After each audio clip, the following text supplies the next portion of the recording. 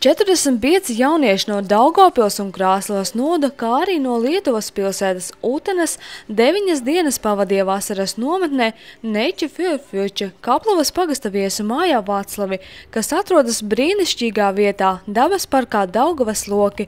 Starptautiskās nometnes mērķis bija rosināt jauniešu lepnumu par savu dzimto novadu, labāk iepazīstot Augšdaugavas un Augštaities aizsargājamo dabas teritoriju, vienreizējo burvību un ainavu daudzveidību un, protams, piedalīties dažādās radošajās aktivitātēs. Nometne Nature for Future dod ļoti daudz iespēju. Mēs varējām būt par biologiem uz kādu laiciņu, mēs varējām būt arī jātnieki īsti, mums bija sporta dienas, mums bija ļoti daudz aktivitāšu, kuras tiešām var atklāt kaut kādas jaunas nozares tavā iekšā. Es nolēmu piedalīties šajā nometnē, jo man patīk daba un jauni cilvēki. Man ļoti patīk ar viņiem komunicēties. Šeit bija 3 lietas, kas man nometnē patika visvairāk.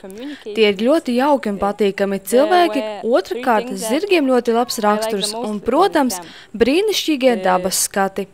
Nometnes laikā tika pētīti augi un dzīvnieki, veidoti mākslas darbi un apraksti par aizsargājamām dabas teritorijām. Turisma un vides eksperta Juras Maļinska vadībā nometnes dalībnieki iepazina dabas parka vērtības, izveidojot pirmo marķēto turistu taku Augšdaugavā, Zvejnieku lokā. Līdzīgas takas tiek veidotas arī Augštaities dabas parkā, un tās palīdz turistiem nenomaldīties no ceļa. Sistēma ir vienāda visos dabas parkos un visā valstī, bet šāda veida marķējums pie mums nav.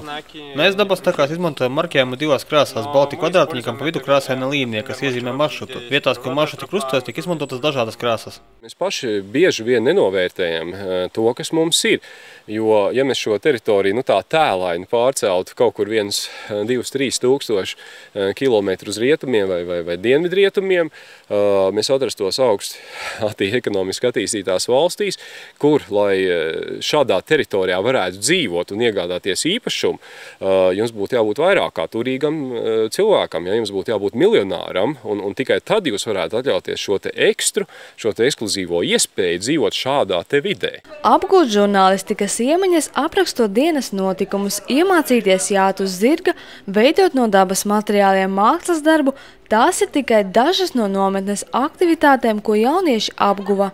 Es arī gribēju, lai bērniņi iemanās kaut ko tādu, jebkā veidot, vai tas ir papīrs, vai tas ir auduma gabaliņi, vai ne, no tā visa radīt kaut ko. Tas ir, respektīvi, var dabūt gan no dabas materiāliem, gan no visādiem, kas paliek pāri audumiņi, vai ne.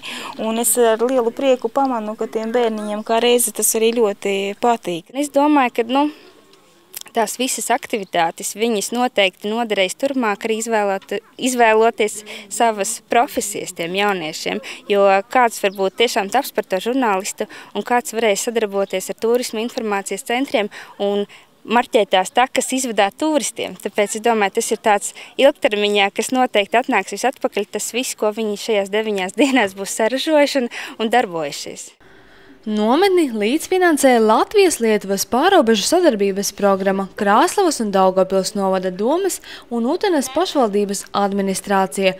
Jaunieši vēlētos, lai tāda nometne notiktu arī nākamgad, jo tā ir iespēja iepazīt Latgales un Lietuvas dabas daudzveidību.